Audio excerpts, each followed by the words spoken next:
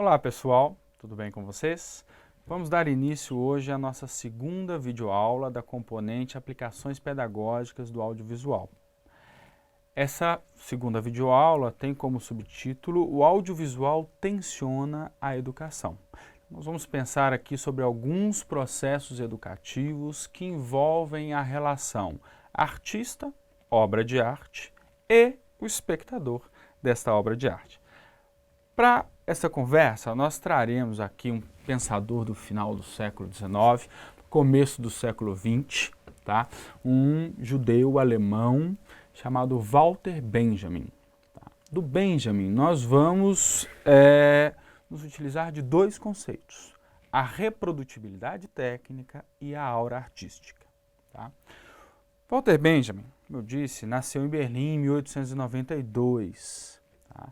E morreu em 1940 na cidade espanhola de Portbou. Benjamin morreu durante um processo de fuga da França para a Espanha, da fuga da perseguição nazista e da consolidação nazista na França. Tá?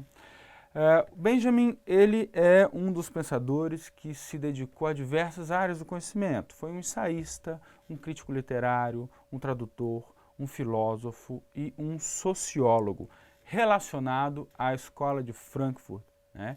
E ao desenvolvimento ainda em começo daquela que se vai constituir e ser denominada teoria crítica.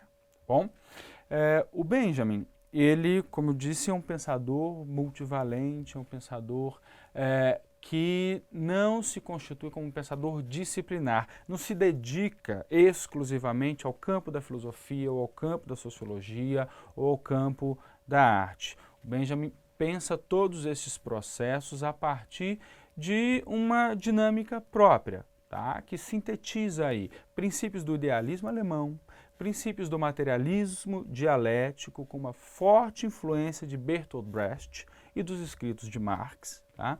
E do misticismo judaico também, tá? Principalmente aqueles relacionados ao seu grande amigo Gerson Scholem e a cabala do judaísmo.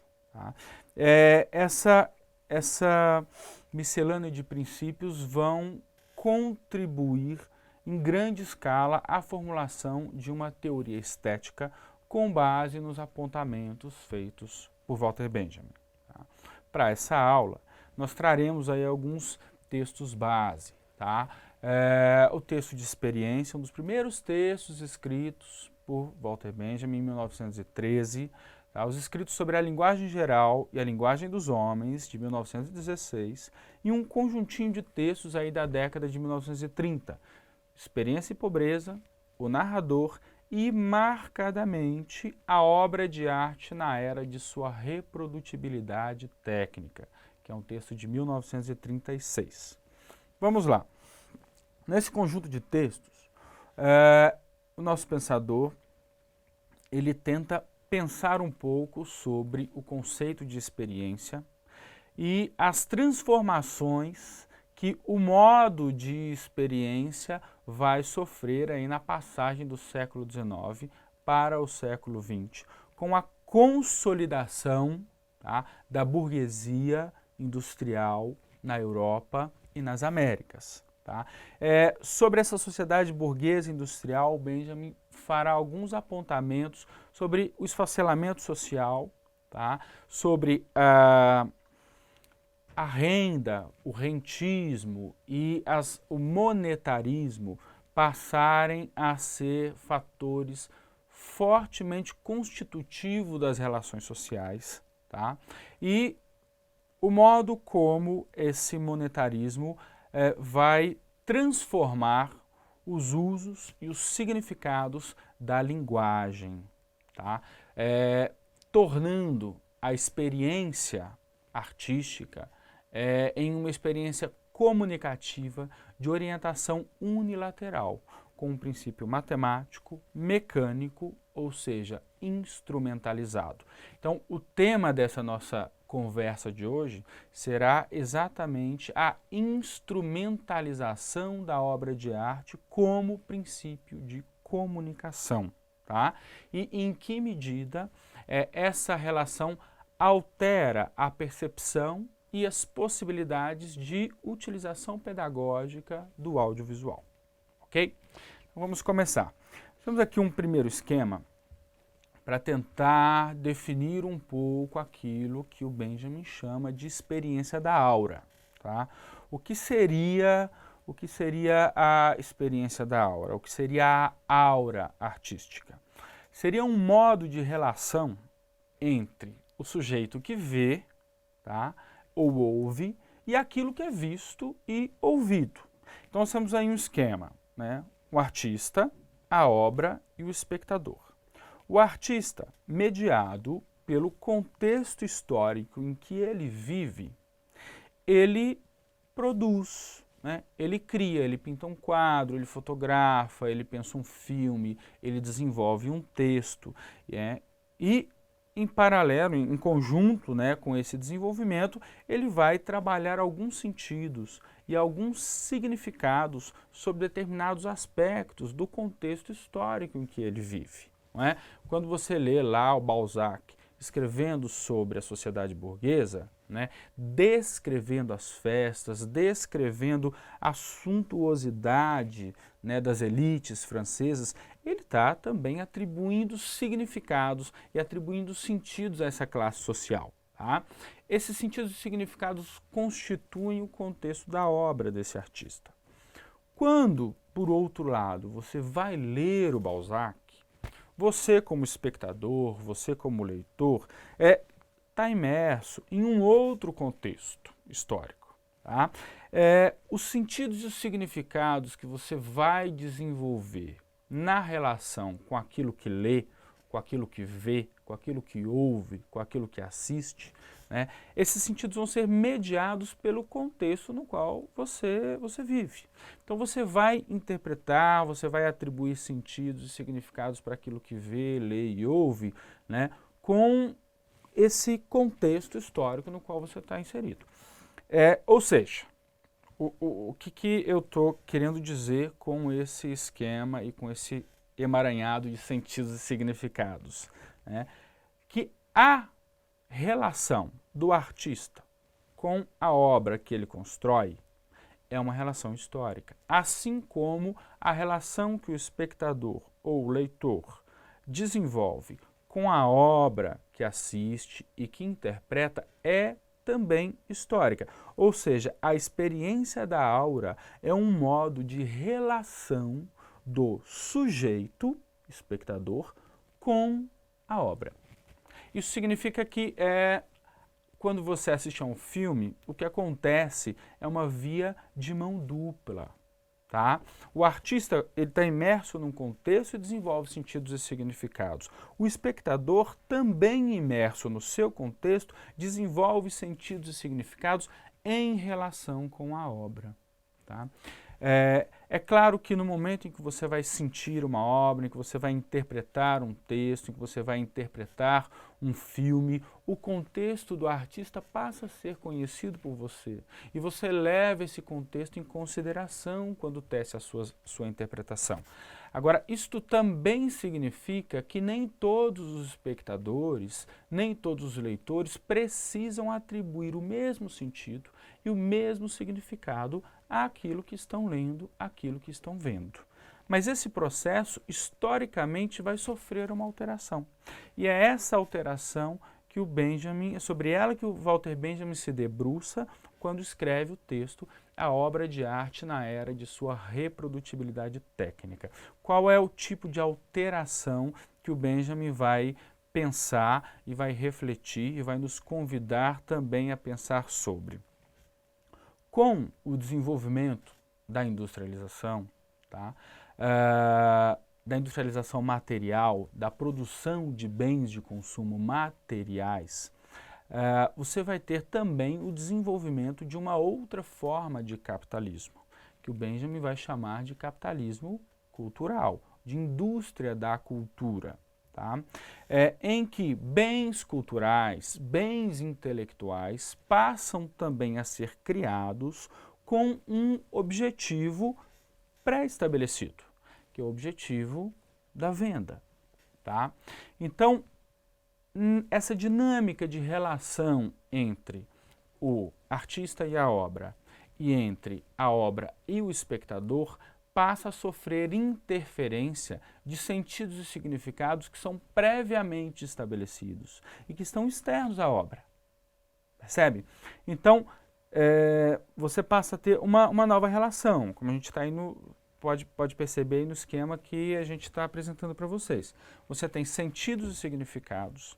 Esses sentidos e esses significados, eles são postos ao artista, tá? Que já não tem uma liberdade de interação total com o seu contexto. Essa interação passa a ser condicionada por um objetivo, né? E esse artista, as mãos desse artista, a sua capacidade criativa vão se tornar um instrumento de comunicação daqueles sentidos e significados que já foram estabelecidos previamente. E esses sentidos e significados passam a ser transmitidos exclusivamente ao espectador.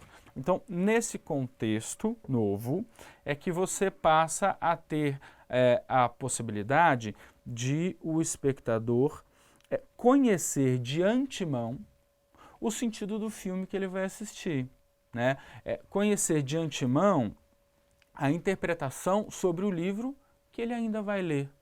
E ele passa a ler aquele livro e assistir aquele filme com um entendimento já previamente formulado e constituído. Essa nova forma de postura do espectador diante da obra e de postura do artista também diante da obra, que o Benjamin vai chamar de relação unilateral com a obra de arte. Tá? Porque o sentido ele já é prévio, ele está fora da experiência contextual do artista, ele está fora da experiência contextual do espectador e do interpretador, né? Daí ele dizer que esse sentido passa a ser unicamente comunicado e que a obra se torna suporte para um sentido previamente estabelecido. Tá? Diante disso, a relação do espectador com a obra, sendo previamente estabelecida, ela não acontece mais como uma forma de relação como acontecia no contexto anterior. Este processo Benjamin vai chamar de degradação da experiência da aura na obra de arte, já que ela passa a simplesmente comunicar e não existe mais uma consideração do contexto do artista e do espectador. Esse mecanismo, gente, ele pode ser percebido em diversas peças publicitárias, por exemplo. Né? Você percebe que o sentido das peças publicitárias se desenvolve como uma forma de atrair o consumidor àquele sentido, atrair o consumidor àquele produto. Não é? Então, você não tem muito o que interpretar de diferente diante de uma peça publicitária. Tá? É aí que nós, então, retornamos à conjuntura do começo dessa aula. Né? A experiência, ela torna-se um conhecimento de orientação unilateral, matemática e mecanicamente pensado no sentido de incorporar o espectador a um objetivo prévio do qual ele não participa, ao qual ele simplesmente consome. Daí temos uma sociedade burguesa e industrial que utiliza a linguagem de maneira instrumentalizada, de modo a levar o espectador ao consumo acrítico daquilo que está sendo ofertado. Como nós vimos na nossa primeira videoaula, né, na Capela de Scrovegni, com o Giotto, você tinha um mecanismo em que era fundamental a participação do espectador. Tá? O espectador ele precisa interferir na lógica de apresentação das imagens, se ele quiser formular uma mensagem e interpretar aquelas imagens. Aqui nós temos um mecanismo em que o espectador passa a ser impedido de se relacionar com o efeito sequência das imagens, ok? Então, essa inversão na ordem de produção de sentidos passa a habitar aí os modernos mecanismos da publicidade e da propaganda. Tá? Também é por esse motivo que as salas de cinema, elas acabam se enchendo, né? Acabam sendo superlotadas, mesmo que elas exibam ou o mesmo filme ou filmes muito parecidos. Mesmo que você tenha pouquíssimas diferenças entre este super-herói e aquele super-herói, mesmo que você já conheça de antemão o enredo, mesmo que você já conheça de antemão o final da história. Ainda assim, essas salas, elas lotam, né? Elas ficam cheias de espectadores ávidos, tá? Pelo encontro com um sentimento que já foi previamente formulado, né? Então, por que elas ficam tão cheias? Porque as pessoas passam a buscar não mais o enredo e a narrativa que as conduzirá a uma relação. Elas passam a procurar um sentido e um sentimento que foi previamente estabelecido e que a elas basta consumir esse sentimento. Essa é uma expressão muito triste que o Benjamin vai utilizar. O capitalismo dos sentimentos passa a ser um instrumento da publicidade, da propaganda e da difusão em massa do audiovisual. Ok? Então, hoje nós ficaremos por aqui com essa reflexão sobre a alteração nos mecanismos de ação do artista sobre a obra e de ação do espectador, que também cria sentidos sobre a obra e passa a não mais criar, mas a aceitar e a consumir sentidos e sentimentos previamente estabelecidos por uma indústria capitalista do audiovisual e dos sentimentos. Muito obrigado pela atenção de vocês.